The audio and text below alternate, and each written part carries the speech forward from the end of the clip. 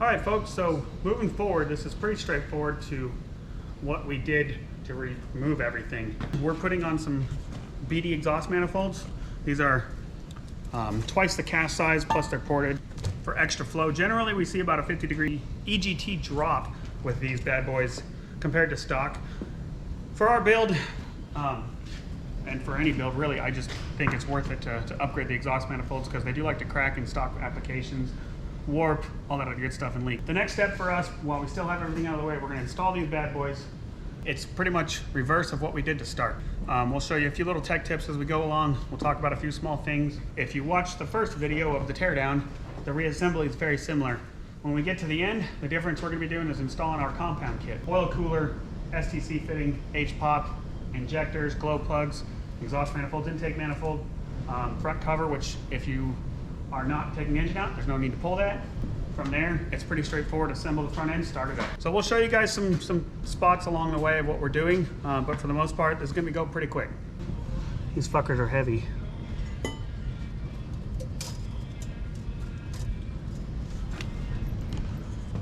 Those things have way better flow too, don't they? Yep. These are a bitch to do cab on. We got our exhaust manifolds on. Just a real quick tip. This is the ratchet that I used, 1/4 inch ratchet, 10mm, medium length. But anyways, chrome socket, because the fact that these are ported, your chrome sockets are thinner than your impact sockets. The fact that these are so much bigger, it's very hard to fit a impact 10mm on there. So what we do is about a 3-inch extension with a ratchet, give it a good crank down. Next thing that I'm gonna do is install my regular return fittings. Now, if you weren't installing a regular return, you wanted to grab the plugs out of the back of your old heads and put those plugs in. This is your fuel rail right here. On the opposite side, the same thing. So what you want to do is go on the other side and put your plug in if you're not installing a regular return. If you are, you're going to want to run your fittings in. And then next, we're also going to grab our ground strap. The ground strap goes on the back of this head. On the back side of the head, it's bolt hole for that bad boy. We're just going to get that pre-installed so we don't forget it. It's very important. All the 9 grounds on the 6.0 are very crucial to it. So that's the next step in the process. If you notice, the way that we're going to assemble this is the inside out, okay? So trying to think about the way we're doing this as we go, so that way we make it a little bit easier on ourselves as we install everything. So after I'm done with these, I'm gonna do my H-pop, and then we'll most likely do the AC compressor, and then the oil cooler, the front cover, power steering pump, injectors, glow plugs, high pressure oil rails, valve covers, and then I'll put that bad boy back in. I'm not gonna put that back in until I'm done with my valve covers because I want the room to install. The only reason I removed that thing. So, but you want to cover your valve covers up before you try to stuff that AC box back in there, because if you don't want to get any dirt in here, obviously.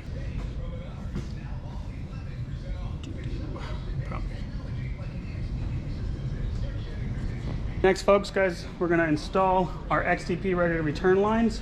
This is just to make it easier on the install. I've got the fittings in the back of the head, so we're going to install these bad boys. Your shortest one will go on your driver's side head, and what comes with the kit, and then the longer one will go on the passenger side head. What's gonna end up happening is they're gonna loop all the way over here, and they're gonna mount over here for return fuel. So we're gonna get these installed next. All right, folks, so next we're gonna install our H-pop. So we're gonna reuse the old one because it's just fine, but we're going to update. If you look right here, if you wanna zoom in here, Clayton. If you look right here, this truck still had the snap to connect fitting. This fitting right here likes to fail often, okay? So if you have an 05, and for whatever reason, you have a high pressure oil leak, there's a really, 05 plus, there's a really good chance this bad boy right here is the cause if it hasn't been updated. If you look, this is the updated one. It doesn't have that snap to connect fitting, it threads in, and then you tighten that up to back feeding. We're gonna install our STC fitting update and show you guys how this is done.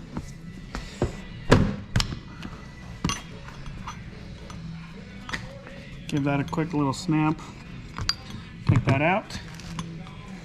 Okay, so your STC fitting comes with this black plastic thing here, a couple of these plastic bolts and wing nuts. And what the concept is you'll thread this guy in, because you need this to be flat.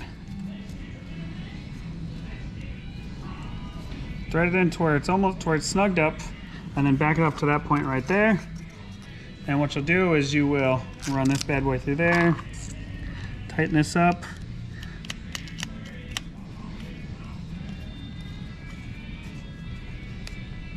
Get that one nice and snug. Get that one nice and snug. Force that one through there. So the big one goes here.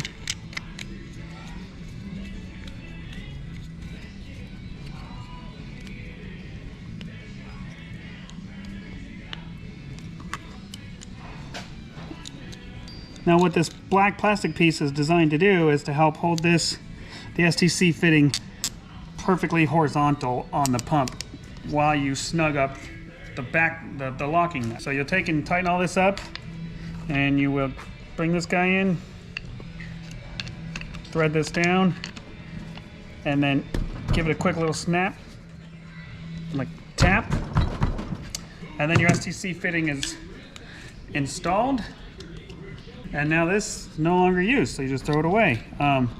Also in the OEM STC fitting, this is why we recommend the OEM STC fitting over any other brand. First of all, it's quality, but it also comes with an IPR rebuild kit, so if you're pulling the IPR, it makes no sense not to replace the screen and the O-rings on it. So that comes in the kit. Also comes with new seals for the H-pop, including the H-pop cover, and new O-rings for the turbo, plus new bolts for the H-pop to bolt down into place. And it also comes with a new plug for this guy right here, and then O-rings for it as well. So it comes with a complete kit for it. So we recommend the OEM one for that reason. Now I'm just gonna give this a quick rinse off and then get it installed, and we'll walk you guys through. We'll show you guys when it's installed. Make sure that you do not forget to use this black O-ring right here and replace this one as well, those two. So the yellow one will go right here. I see people forget that guy all the time, and that's your feed for your H-pop. And then make sure you do not forget to replace that O-ring, because that's where the STC fitting sits. So we're gonna get this installed next, and we'll show you once it's installed. Okay guys, so once we get this installed, set back in here, I'll always start these guys, the two 8mm back here, they go into the branch tube, and I'll tighten these up. I want to say 12 foot-pounds is what OEM spec is, 12, 15, somewhere in there. Get them nice and snug, and then I'll come over here, tighten my T40 Torx bits, the three that hold the pump to the block, and seal it to the supply line where that yellow O-ring goes. So you want to make sure you have that tightened as well. Whenever I do a fresh build like this, I'll always take some assembly lube and drip it right here on either side of this gear, just to allow the cam and the high pressure oil pump to not, to have oil on them when you go to first start up. They can just kind of drench it back in there and allow it to coat both gears evenly. So I'm gonna do that, and then we're gonna put the high pressure oil cover on and then continue on. Here comes this guy. Pouring it all on there. Once again, this isn't necessarily needed, but I just like, dry metal is never good to run together, so that's the reason that I do this. Let it coat the gears completely, and then it'll work its way down and coat the cam gear as well in the process. Now we'll take and install the high pressure oil cover. So this guy right here is a little important. I'll talk about this one real quick. Okay, so you can always usually find your tabs. So you'll install that tab right there, and that knows you're in the right spot, lets you know you're in the right spot. Now if you look at the high pressure oil cover does not have any bolts around the back side of the high pressure oil cover. So what Ford asked you to do is put a little dip RTV right here, and that's it. I personally run it from this bolt hole to this bolt hole, all the way around the back, just a thin bead, nothing crazy. It just helps ensure that this high pressure oil cover does not leak out the backside and then make you think that you have a rear main leak for no reason, which it happens often.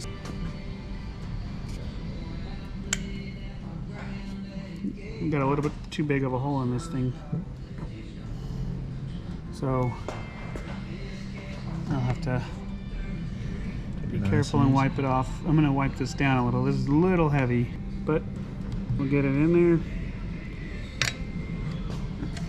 That's a little heavy for what you want, just so you know.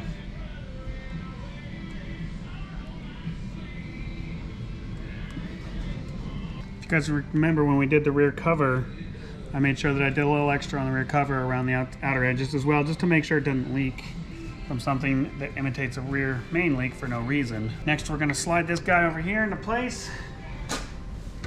And sometimes you'll have to give it a little friendly tap to get it to slide over the upper blue O-ring, but it will go in, get it started, and then run your bolts, give them all a tighten down, and then install your IPR. Alrighty. Okay guys, so now we're working on our oil cooler housing here. We took and had ours powder coated, so it looks all pretty and everything, of course. But we still need to replace the oil cooler. Pretty straightforward process. And the OEM oil cooler comes with all your gaskets, okay? A new screen. There is an upgraded one that's all stainless steel made from IPR Research. If you don't have one, they're great. Wonderful, great upgrade. I just don't have one, so I'm gonna use this one for this build. In your oil cooler kit, you're gonna have these 4 fatter O-rings. There's 2 different sizes, 2 smaller, 2 bigger ones. Oftentimes folks forget this O-ring right here, right in the top of the oil cooler. This one goes to a sensor, and then you got the O-rings right there. It's pretty straightforward. You're gonna have 2 bolts underneath here, then the 2 nuts. These 2 bolts hold the oil cooler in on the bottom side. These 2 nuts hold the oil cooler on the top side. And then you got your Torx bits that hold the oil stained filter area in place. So I always like to pre-lube it a little bit with some lubriplate. Kind of give it a quick push, and you should be able to get those bad boys on. And then you want to start up top, give it a little bit of a crank down.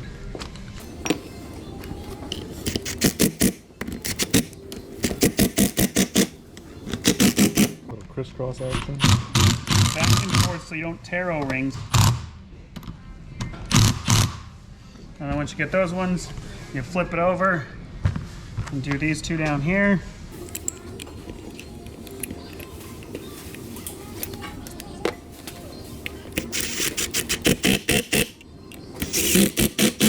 And then the rest of it, I mean, it's just disassemble and assemble, you know?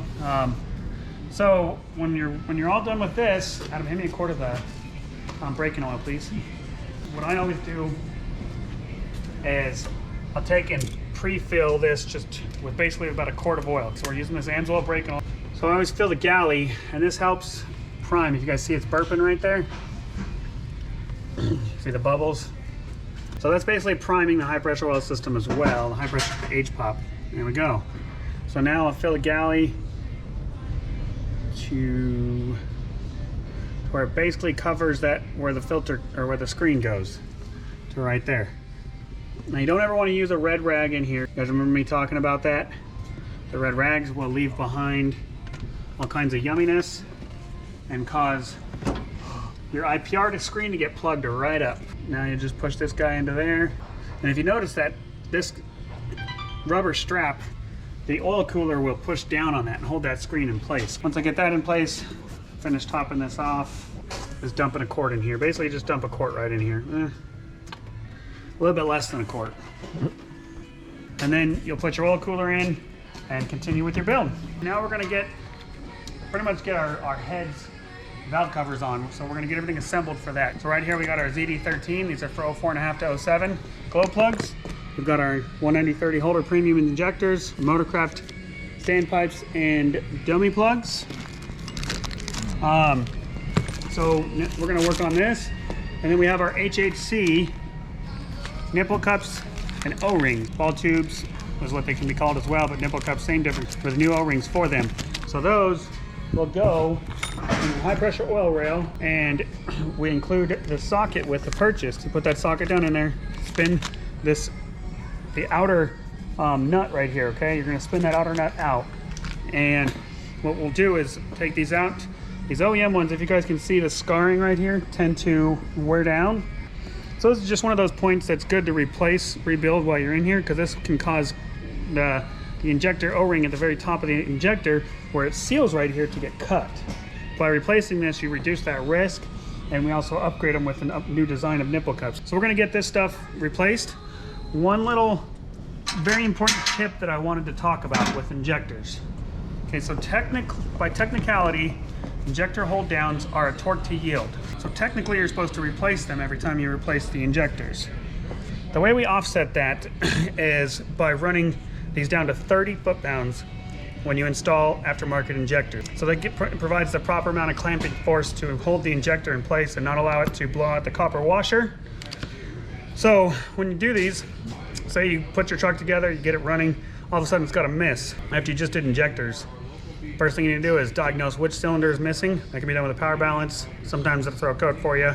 Look at a power balance and find out going. And what'll happen a lot of times is guys will torque these to 24 because that's what torque spec says. They'll find that from here to here is solid black. What that means is that this copper washer did not seal properly and the compression is pushing past it, which is then pushing compression into the fuel rail and pushing all of your fuel out of the cylinder. Not a good thing all the way around. So make sure you torque them to 30 foot-pounds when you install injectors. Another little tip that I do is I use lubricate and I lube these O-rings just a little bit. Just helps guide them into the hole properly so when you install them. Now one more little thing with our truck, because it was a 20 millimeter gasket, a 20 millimeter head, and we swapped to an 18 millimeter head, we had to get a set of, which we have spares around here, we had to get a set of 18 millimeter injector hold downs. So the way that you can tell that is this is a T40 Torx bit. So there's a T40, and you need to make sure it's T40. If it's for a 20 millimeter head, this will be a T45. So you want to make sure that you use the right one for your heads.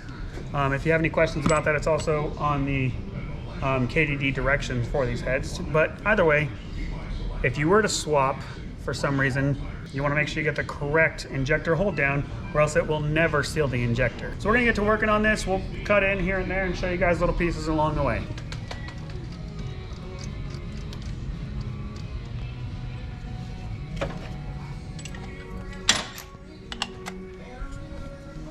Next, so now we've got, now we've gotten the injectors all installed, glow plugs installed, torqued. And if you guys notice, I also put a little bit of lubricate right in here in the top of this injector to help that O-ring to make sure that we don't cut it when we install the high pressure oil rails, okay? So pretty much all we got left is the high pressure oil rails, standpipes and dummy plugs, and then we can put our valve covers back on. Next, we're gonna rebuild the high pressure oil rails. The socket, what it does, goes right in there. You can use a 1/2 inch ratchet or a socket over this. Our impact does a wonderful job of this. So we use the impact. And what your goal is, okay, so you're gonna take that out. Okay, so you see how worn out that is? So what we're gonna do is we're gonna take them all apart. But just real quick for the camera, what you'll do is, if you look, it's a stock and it's great. It works, but it's old and tired. Lots of scarring. So you take your new one. And if you notice, there's a redesign. This is to help prevent leakage. So if you look at the two different designs, okay? And then down in here is your O-ring.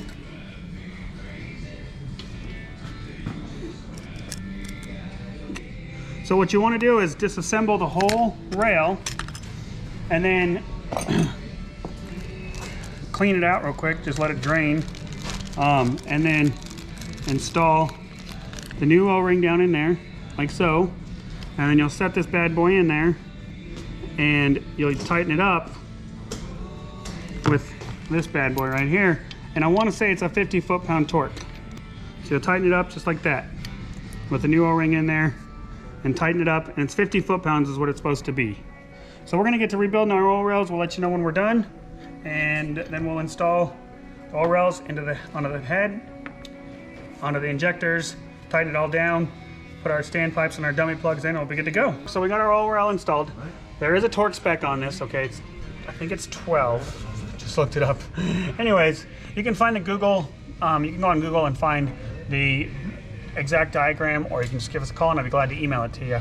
But there is the concept is boom, boom, boom, boom. It just kind of crisscross back and forth all the way around the oil rail. You got 9 bolts, torque them to 12, 10 foot-pounds. And then we'll install our dummy plugs and our standpipes.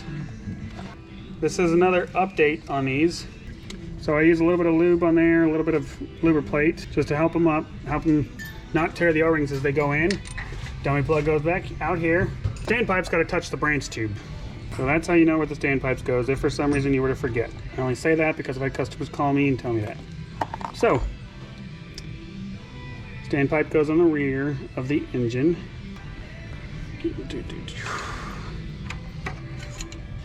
Slide it down in there. Okay, the other way you can tell it's an update, if you notice, this is pressed into this. Okay, it's still a two-piece, but this is pressed into the portion of the standpipe. When they first came out with the 05, this was a two-piece. Okay, so it was just touching right here, and it would cause some major leaks right there. So the other way that you can tell it's an update is the size of the Allen head at the top. So the Allen head becomes a 12 millimeter.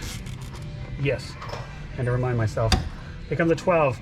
The original has an 8, a 10.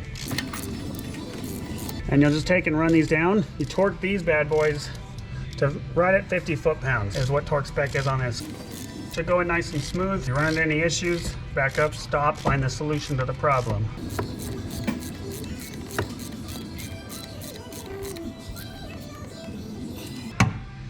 Been doing this a long time, so I'm not gonna grab my torque wrench. Just know that it's gotta be 50 foot-pounds. Now the same process on this side, which the guys are over there rebuilding the oil rail for me while I get this one finalized and tightened up.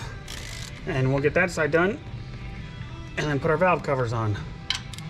That side, so now we're gonna put that side on, put our valve covers on, and continue on the build. So if you recall, when we started this build, we removed the AC box. Here's part of the reason why. Oh, of course, it's gonna fall down.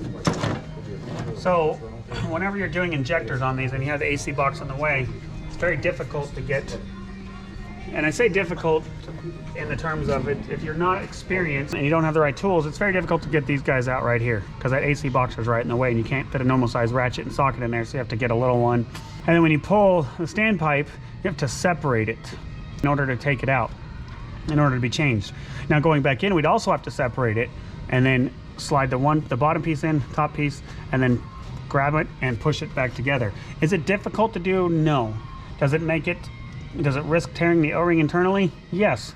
So it's just one of those little things like the room in here. The reason that we pull the AC box when we do this is the room that we gain to make ease of installation. Yes, it adds about a half hour of work to pull that. It's not needed, but it's nice to do because it just makes it easier to install. So we're gonna go ahead and install this final standpipe, put our dummy plug in, and then we have both sides all completed. And then we're gonna get the valve covers on and continue on. If you guys notice, we also installed a new ICP sensor with replaced the O-ring for it, okay, so that the valve cover will seal properly on there. Now remember, these are right at 50 foot-pounds of torque, or the Russians call it good and tight. Anyways, a stupid joke of the day.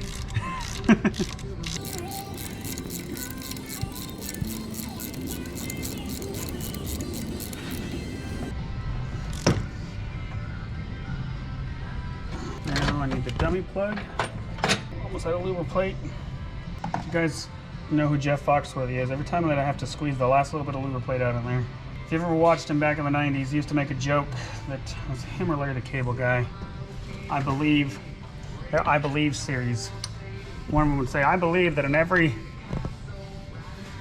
toothpaste in the trash, there's one last squeeze of toothpaste in that tube. It always reminds me of that joke when I'm squeezing the last bit of little bit of luber plate out of there. It just gives me a good laugh in the head, as dumb as it is. Jonathan's off camera dying. Alrighty, so we're getting our other pipes installed. I just wanted to show you guys a real quick tip here. Our BD manifolds come with new bolts. Always put the bolt head facing up and your nut on the top side. So Adam's underneath getting the bottom two. I was able to reach this top one with ease up here. And you don't want to tighten these up until you're done with the turbo installation, but just give them a quick thread into place, finger tighten them, and that's all you need to do. We'll finish tightening these all the way up when we're done installing the turbo. So when we get to that point, we'll show you guys that side of it as well. But always put your nut on the top, bolt coming from the bottom up. Okay guys, now we're gonna start installing our front cover. In order to do that, we've got to replace the front main seal. Front main seal was in here with the powder coater, said he couldn't get it out. Usually, I mean, you could set up a couple blocks of wood as well, but this is how I do it. I usually take put it in the vise. Nope. She's a little stuck for sure. Just need something to support it.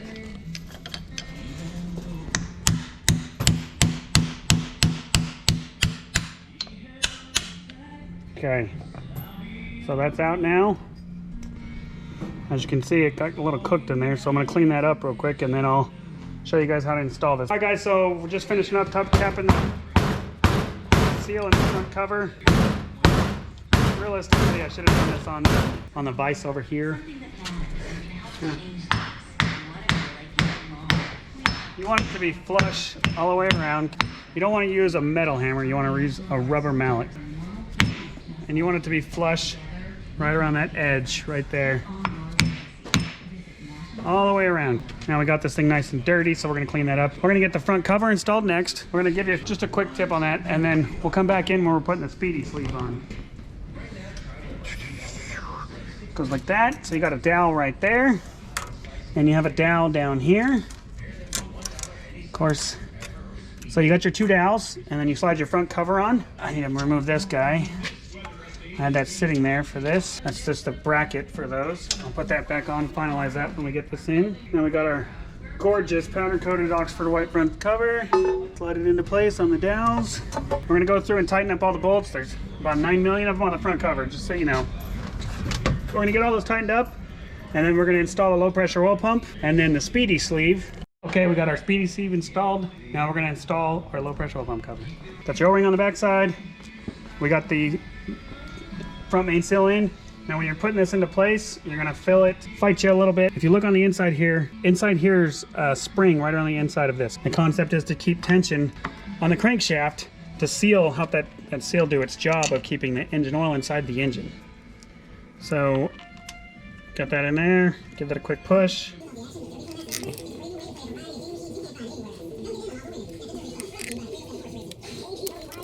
And then kind of do this like a tire.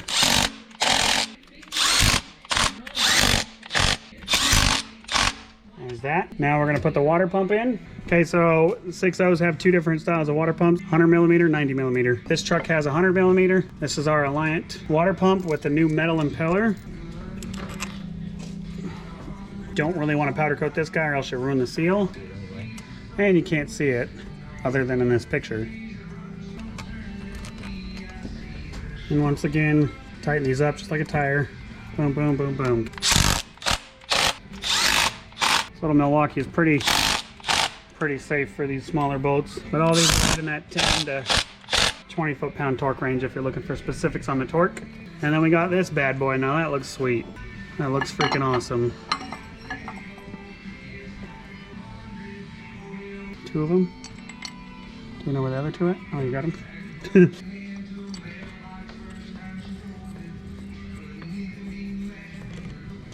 That white mixed with that satin titanium just looks awesome, doesn't it, guys? It does look very good.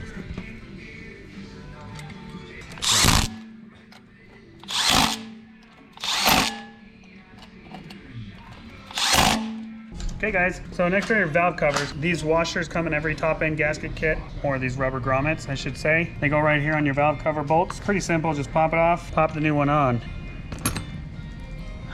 There's that. There is a specific orientation of these studs versus no studs.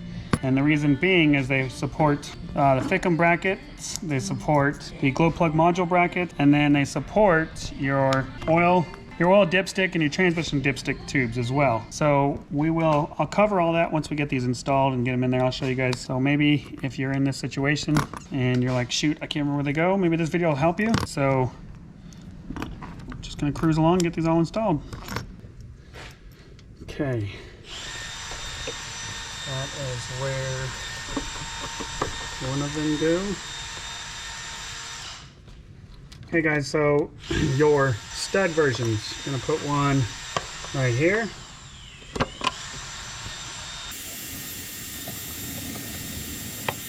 And then you're gonna put one right back here. This is for the Thickum bracketry. Okay, and then if you look right here, Jonathan, back up please. If you look right here, kind of go kitty corner down to here. This is the other part of the bracket, the Thickum bracket. If you notice, we're getting a new crankcase ventilation filter. And then we put the other one right back here for the other part of the Thickum bracket. So the brackets come this way, kind of kitty corner there. On this side, those are the must-haves on this side. So you got your oil dipstick, and then you have your thickum brackets here, and there's a stud that goes right here. Pretty much this corner right here, from this point, there's 1, 2, 3, 4, 5 that are must-haves for studs. Factory harness does use studs right up here for holding in the factory injector harness, but not a must-have. So if you go with new bolts or something, these are the ones that need to be there, because your transmission dipstick goes here, your glow plug module bracket goes right there. So we got those 5. Now down here below your AC box, you want to make sure you put just the bolts, and then all your difficult places to get to, and make sure you put just your bolts back here. Same thing on that other side. The rest of it really doesn't matter a whole bunch when it comes to studs versus no studs. Find a spot that they fit and put them in. Our truck previously had some break off. As you can see, that one's broken. Not gonna hurt anything. It probably went right there for the factory bracketry. And then we'll put this one right here. This side over here, underneath the thickum, you don't want to use a stud, because then it can mess with the harness. So you want to just do a bolt right there, a bolt right there, a bolt in the back here, and then go through and tighten them all up with a 12mm.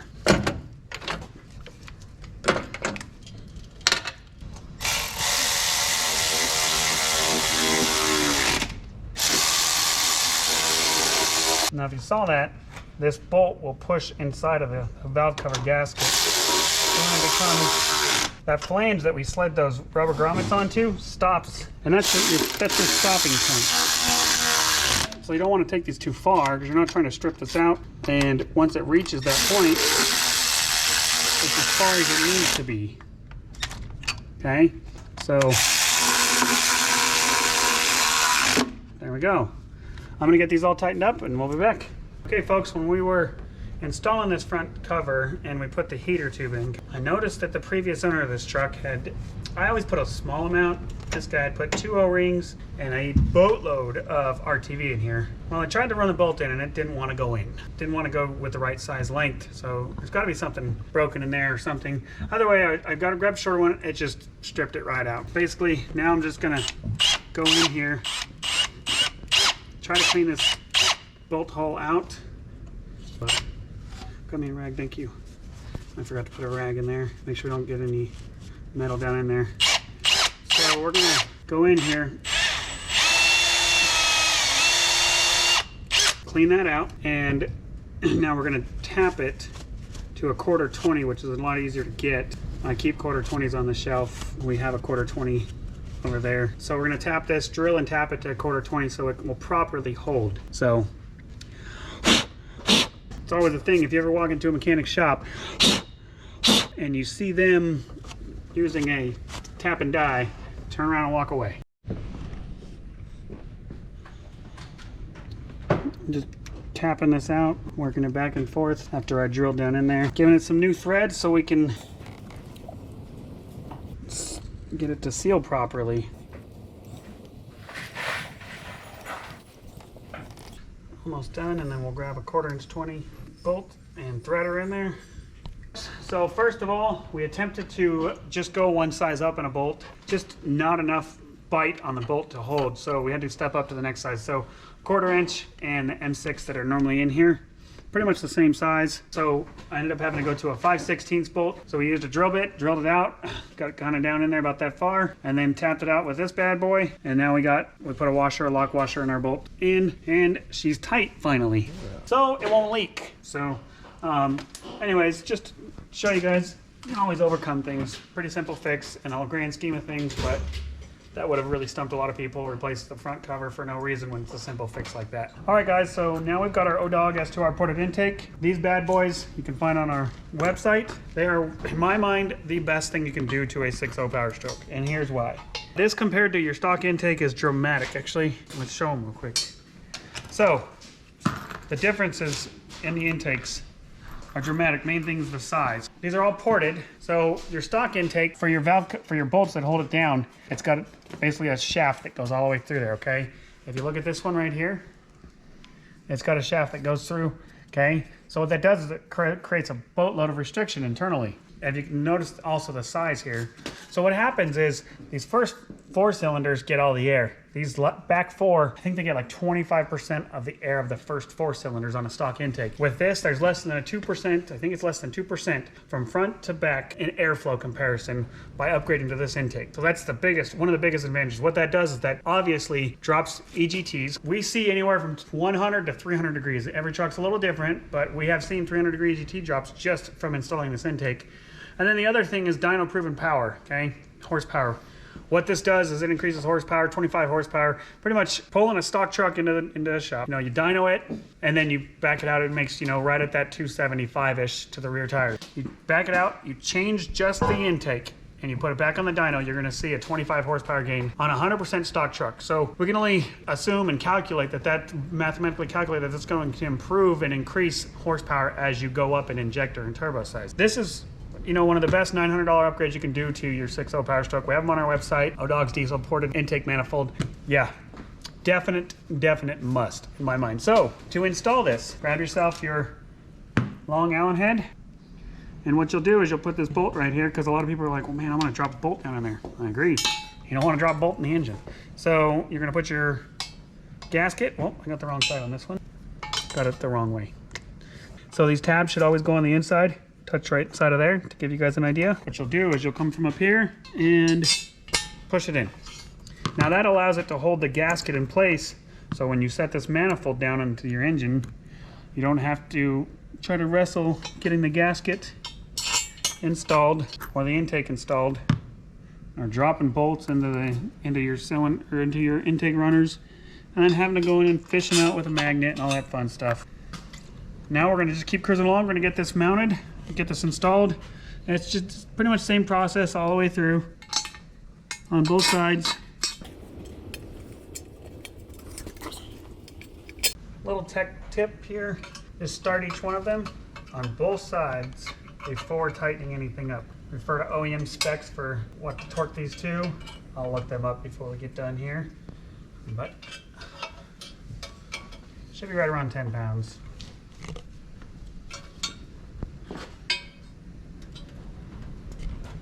So as you can see, we've got our intake manifold mounted. We've ran our harness, our injector harness. We put a new injector harness on. The other one had some wear and tear on it. Ran our main harness over, ran the camshaft sensor harness back behind it, thermostat down here, plugged it in, ran everything over in place, and then ran our crankshaft position sensor harness back down here, and then we'll get our lovely wrestling match going soon with the AC compressor. But we got all that installed. Got our figure brackets, and now we're gonna put the turbo on. Wanted to show you guys a tip on this bad boy. Oh, slide her down in, and we haven't tightened up our up pipes yet, so it's gonna make it a little easier for installation on this one. I forgot the turbo drain, folks. Give me 1 second, I'll put that in. Yeah, she get caught on the harness there. Yep.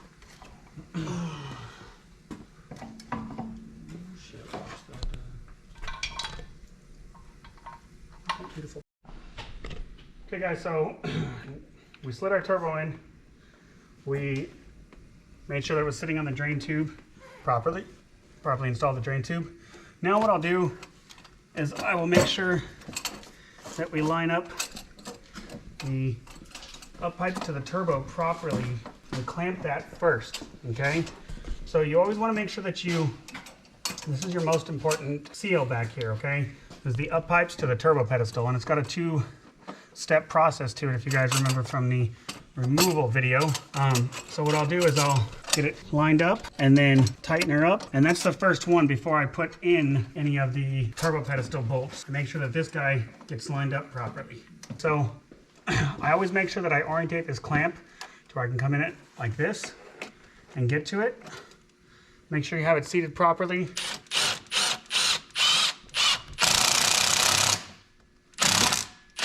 Okay, after we get that up pipe clamp tightened, now we're clear to tighten down the turbo. The seal right here is the most important seal in the whole house. You want to make sure you get that seated properly and then tighten it up properly, and then worry about tightening up your turbo mount bolt. So now we're going to tighten up the turbo mount bolts.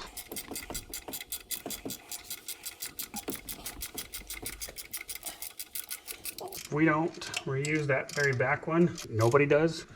So we don't reuse it either, because I've never reused it. Not one time. It's not needed. So after you get this tightened up, that clamp and your turbo tightened up, then you would be in the clear to go underneath and tighten up your up pipes.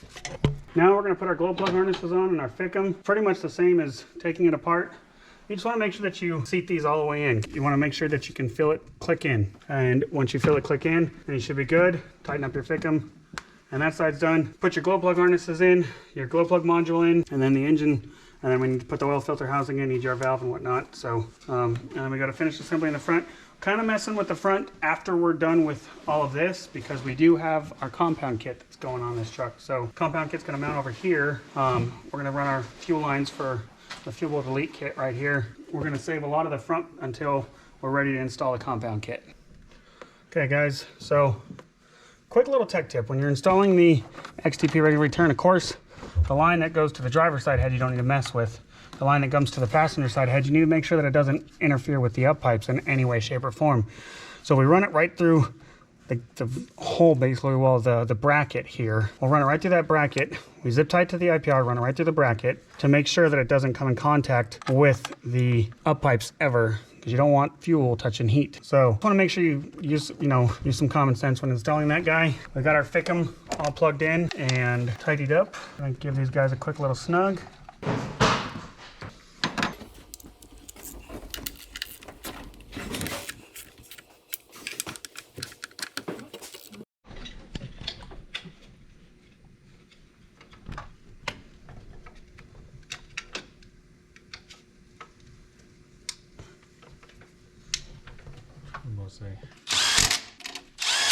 Should I put that one on while you're over there?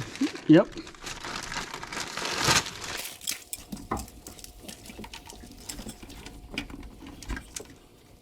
Little tip, guys, when you have new harnesses, they can be kind of tight to go in. You want them to be tight because these like to leak all the dang time. So put a little loop, a little more than I wanted to. A little looper plate on there, oil, whatever, just lube them up. Helps them go in.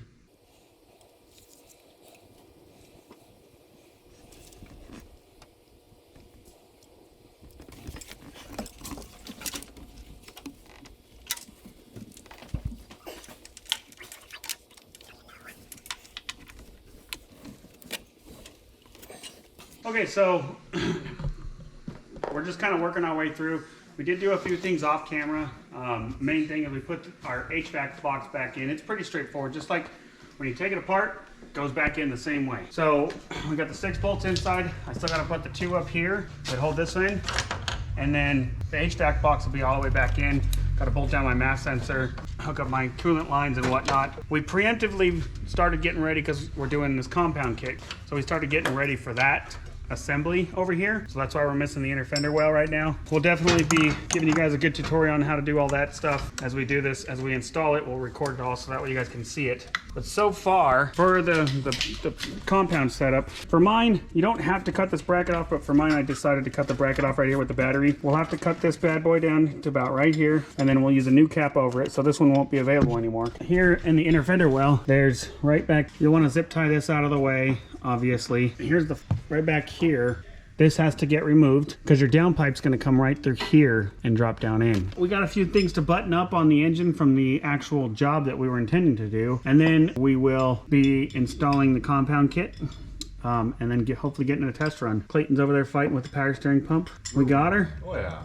Good deal. So we're getting the power steering pump installed with our new power steering pump. As we told you, it's one of those cheap parts that's just, why not replace it? We got radiator hoses to hook up and whatnot. We'll most likely get this thing running, hooking up all that stuff.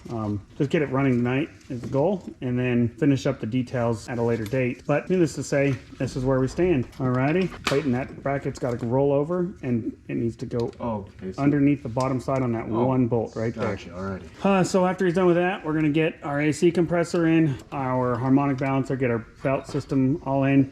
For my build, I'm not going to be using the inner fan shroud, so you won't see that go back on.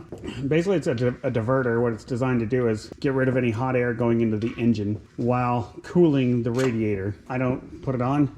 Doesn't need it for this build. Plus, I need the room for the compound kit, so that goes bye-bye. Plus, it makes it a lot easier when you're changing a belt or something.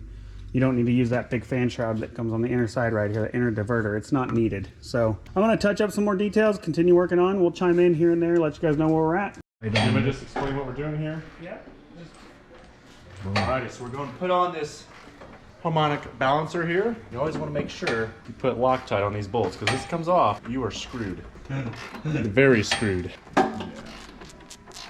Oh yeah, always just making her cool extra on. Oh yeah, we got one on there. We'll get this. A little dowel on there. You line her up. All right. Torque spec is 90 foot-pounds. 90 foot-pounds. So there's one.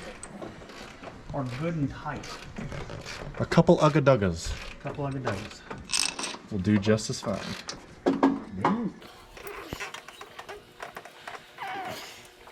Heck yeah.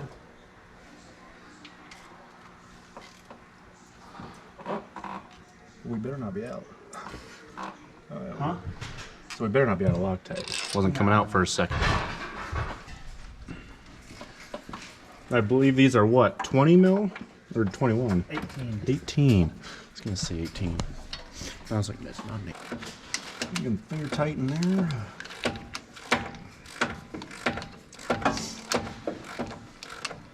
You actually want me to torque them down or just ugga-dugga them? Alright, so we're gonna torque these down to 90 foot-pounds. She's gonna be golden. There's a little red one. That little fucker, huh?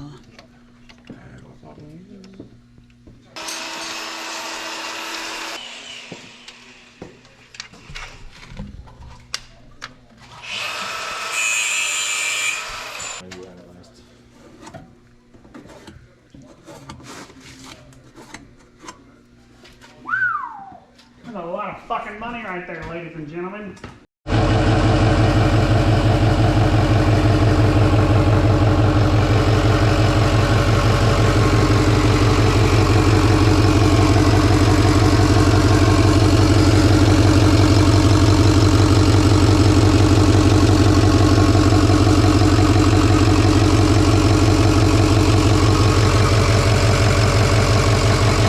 This hat doesn't look bad, does it? Yeah. That's good. It looks like shit, actually. No, I'm joking. Oh, so you're running the same hat though. Yeah. All right, folks, so the next step of the build of our DIY solution / compound on King Twins 6-liter here is to, since we did the compound build, we had to relocate the batteries. Our kit came with the relocation kit moves both batteries to where they're gonna both sit right here because we don't need an air filter anymore because now it's there. Anyways, so what we're gonna have to do is basically redesign our factory batteries. The wires, this is not something that I'm gonna record every second of. I'm gonna give you some tips along the way. What I can say is one of the best pieces of advice I got is to make sure that you're ready to rock and roll from the beginning. So Jonathan, if you come over here, we'll show them some things that we got here. First of all, this is the most important part of the build. You gotta have some good tasting beer. This Cold Snap, if you haven't had it, I highly suggest it. After you've got your beer situation solved, the next step is to make sure that you have I have several different types of wire here because I'm gonna have to do everything from that gauge, pulling a brain fart. It's a 6 gauge. So this is gonna be for our exciter wire going to the starter. And then we've got our 1/0 over here. And then we have a whole bunch of heat shrink, whole bunch of crimp fittings. We have our hydraulic crimp tool. We've got some more crimp tools here, wire cutters. It's very important to make sure before you start working on something like this to have what you need because this is gonna be a whole custom complete kit. We didn't buy a kit for anybody, so we're gonna build this from scratch to show you guys how to do that. ODOG does offer the kit. We do offer an option to order a battery cable kit, but we decided just to build it ourselves just so we could show you guys how to do that. So basically, it's a quick tutorial and then we're gonna start working on it. Obviously, this isn't gonna work over here anymore, so what we're gonna do is we're gonna take and cut both sides, splice it together, crimp it, and then that's gonna allow us to route our battery wires down here, over here, and then build new battery connections, and then connect each battery to itself. Plus our PCM wire right here, we have to run that up to the batteries. And then this ground wire that's over here, we did hook it up for our test, but we have to run this ground wire from here over there as well to the batteries, and then extend this ground from the frame over here over to the batteries as well. In this process, I'm also going to replace our alternator with our new mean green alternator that's sitting right here. And when I do that, I'm going to upgrade the battery wire, the battery charge wire that goes from my charging port over to the batteries. Plus, I'm going to add an additional ground to the block, to the cab. and to the batteries. So gonna be doing quite a bit of work here. I just wanted to show you guys, and as we go along, we'll cut in and show you guys what we're doing. It's not rocket science. Make sure you got both batteries hooked up, just like you did before. Make sure you got everything plugged in, just like you did before. Just gotta reroute it all. Make sure you got the right tools to do the job. It's probably the most important part of this job. All right, folks, so we got this crimped right here. Now I'm just putting some heat shrink. And then we will wrap it with electrical tape. I also got some solder in there. Your solder butt connectors, so just trying to heat that solder up, make sure I got a good connection again. So this is how you use this crimping tool. Just find the right size fitting for what you have. And it's literally as simple as that. Oh, whoa. Cut part of it off there, Adam. You crimped the living daylights out of that one, bro. Anyways. It's not coming off. It ain't coming off. So after we're done with that, then we'll take and put some heat shrink over it. And I'm just trying to make sure there's extra connectivity with these wires that won't fit inside 1/0 butt connector and the 1/0 wire, you know. That makes a lot of sense. Anyways, they don't all want to fit. So ultimately we have a very good connection internally. So I'm not too stressed over it. So now we're just going to take and heat shrink this bad boy. Our main positive wire from the batteries over is reconnected. If you look in the background there, we've installed our battery terminals, put our batteries in place so we can kind of get some measurements. We've installed our terminals and we have also put the battery cover in place. I had to remove the handle to the batteries. As much as I hate doing that, it just is what it is, but it's a nice clean kit, nice and tight fitting, cruising along.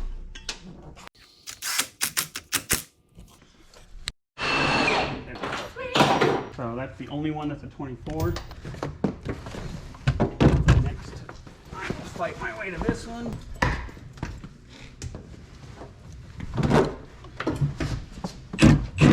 Whoa, that's not supposed to be a 24. You said it was a 24. You swapped them out already. I watched you do It's it. supposed to be a 24 down here, but that's different. Like 99% saying it's a 21. Anyways, 24 and 21 are your sizes, folks. So, black grommet. Oh, yeah, okay. Oh, mine's super easy to get to. Yeah, yours is a lot easier to get to. Yeah, usually a screwdriver helps pop these out, but worst case, push it down Oh, and then back up. nice. Fun tip. Yep, screwdriver helps get those black grommets out, or push it down in the front, pull it out in the back.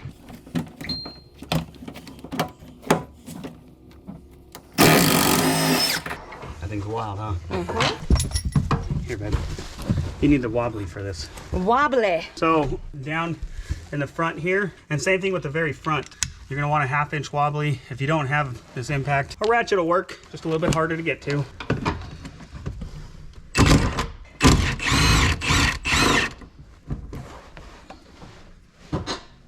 Boom. Yeah. Alrighty, let's go ahead and scoot the seats back. Take these to the front, sweetheart. And get the front two next. The last two that we got to pull so we can lift the cab are these two front ones. The front are a 19 deep socket. Spin them out. Now this cab's ready to be picked up. Of course, I'm gonna fight with you now. Every time you get an S&B product, you get an S&B sticker. Sticker. Hey. Jonathan?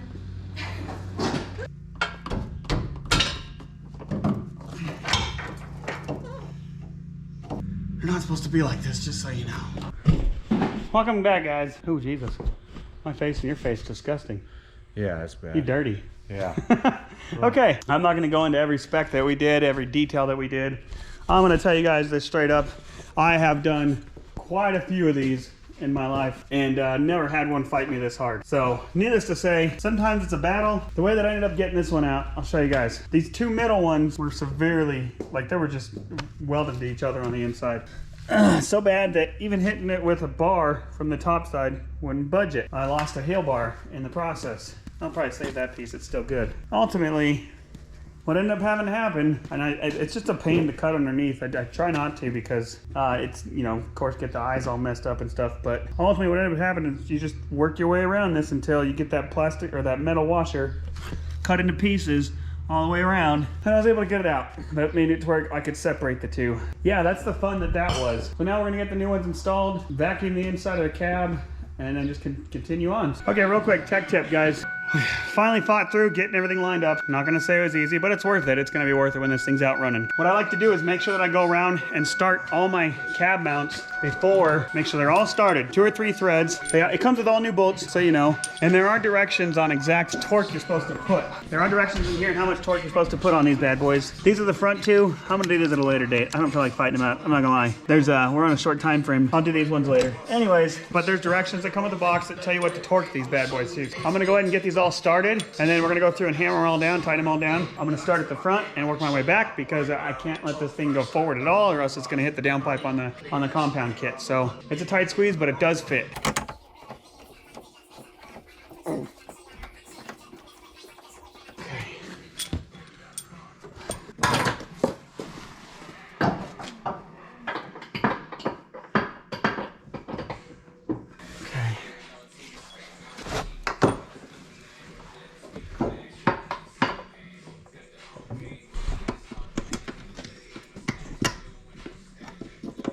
Okay.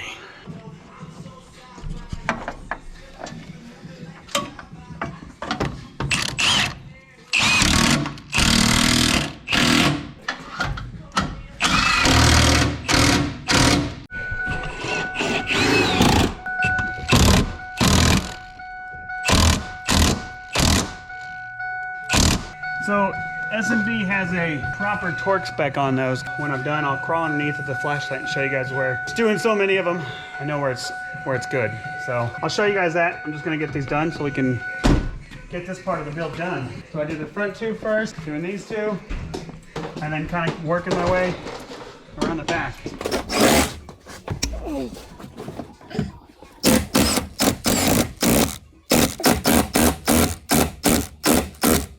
And then I'll do this side, go back to the other side and get the other side. And this just so it gets lined up properly.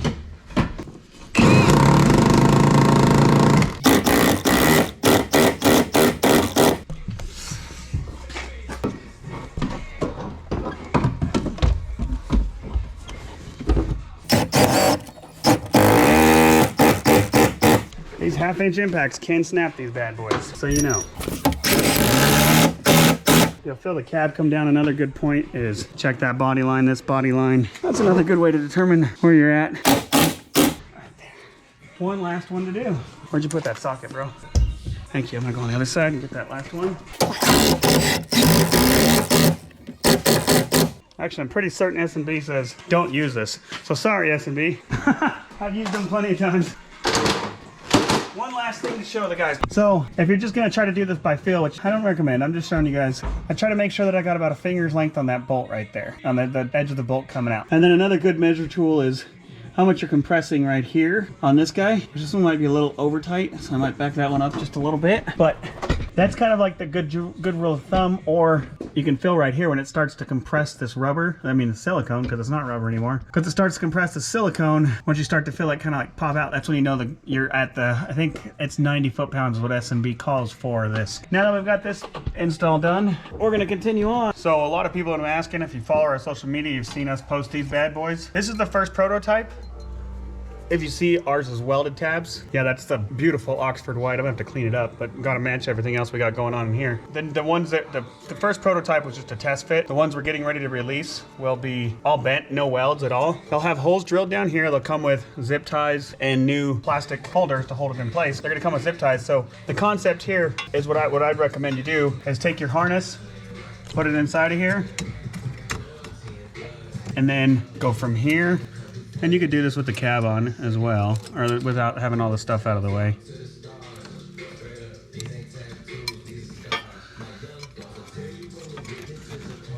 And then bring it back around. It'll be a little tricky because your harness is not used to being straight, it's used to being curved.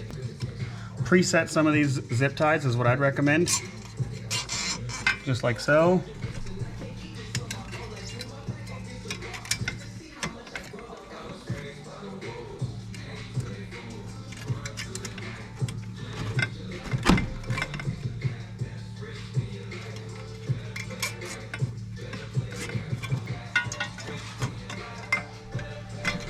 We're gonna overkill it with the zip ties in the grand scheme of things, but you really probably only need like 3 of them.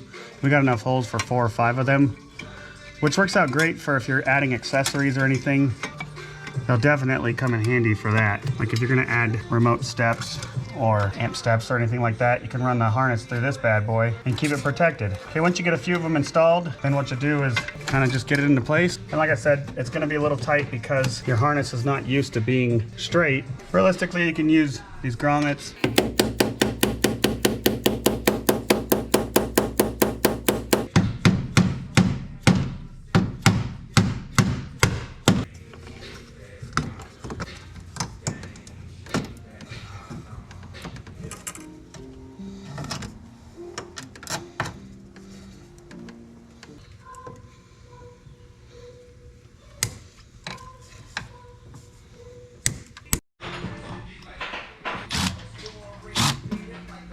Because if you can do it, I can do it. Yeah. There you go. Yeah. Give her a snuggle. So then these 2 go right up here, babe. Let's get that started, just like that. And then same on the other side, and then snug them up. Send them home, baby.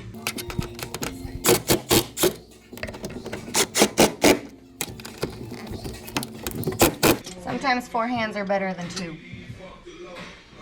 Get it. Oh my God. Sweet deal.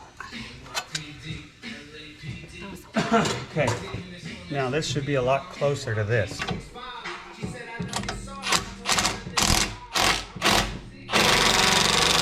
Let me see that socket real quick.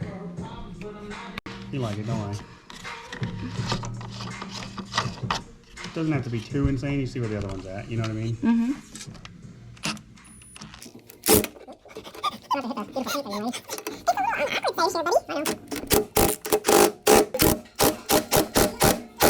Pretty good, right? Keep going.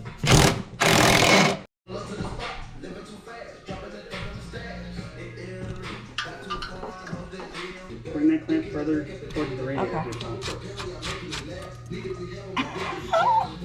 I just hit myself in the face with that thing. There you go. That hurt. Oh, wait.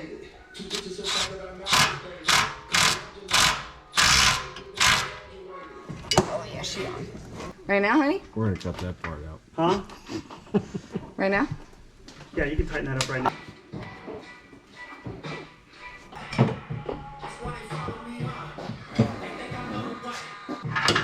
Hang on. Try that. See if it'll go down there. It's good, it's good, it's good. That's good. It finally went in the right hole. Now when we That's what she said. use...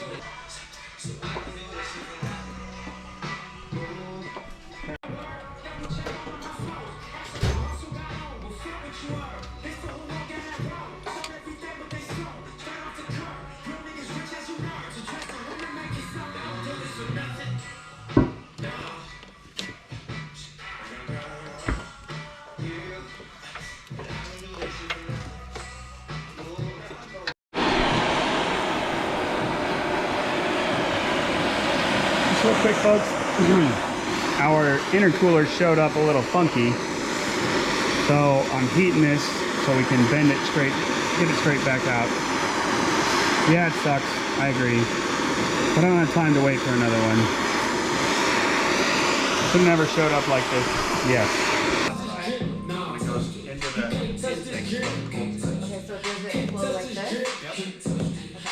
So what happens in a compound thermostat? The exhaust spins this wheel. Spins this wheel. Okay. So the exhaust spins the main turbine.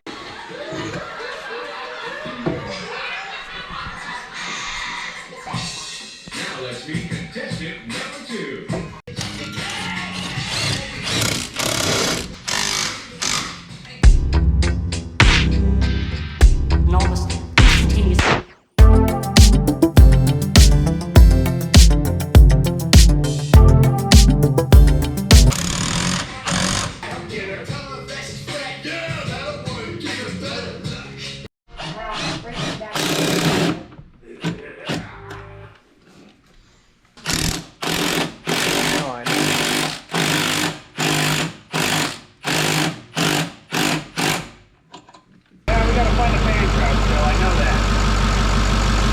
pipe on the edge a little bit there.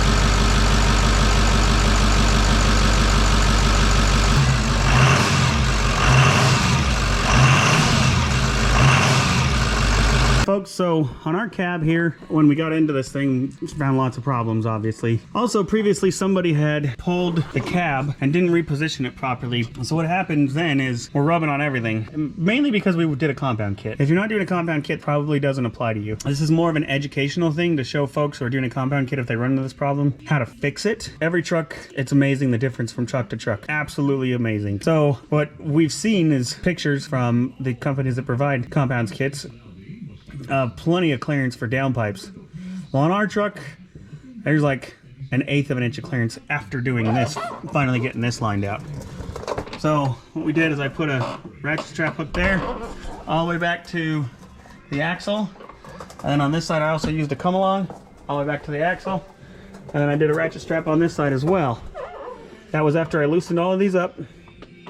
I went through and loosened them all up and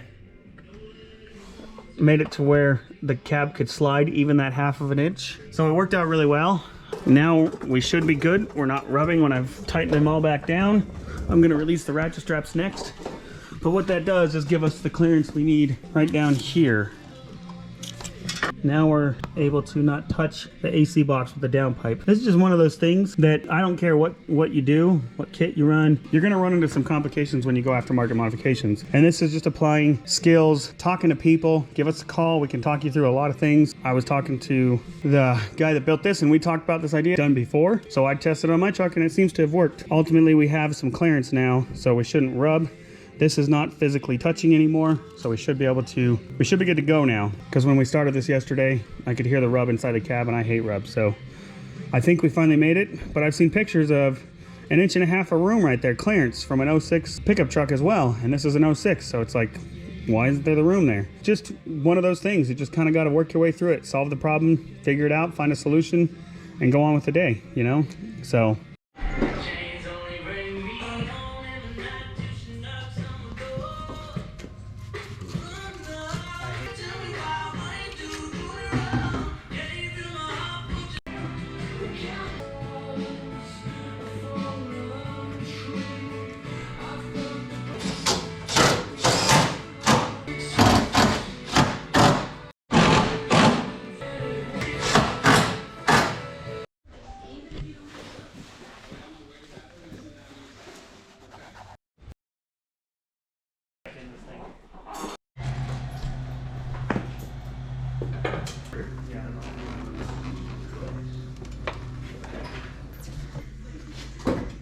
Installing some gauges. Installing some gauges. Gauges. Some gauges. Is that where they go? This is where this one goes. Well, So folks, we're putting a fuel pressure gauge on right now. There's lots of good options out there. I'm running Glow Shift Max Pro on these. I've had good success with them. What I like about the Glow Shift is they come with all electronics. So obviously our stock map sensor is not going to read all the boostices that this thing will be making. So I put a boost gauge in right over in the elbow right there. And then put an aftermarket fuel pressure gauge in, mounting it right in front of the rate of return. You can also mount this right onto your FASS or AirDog to read fuel pressure as well. But this is so I can see fuel pressure inside the cab.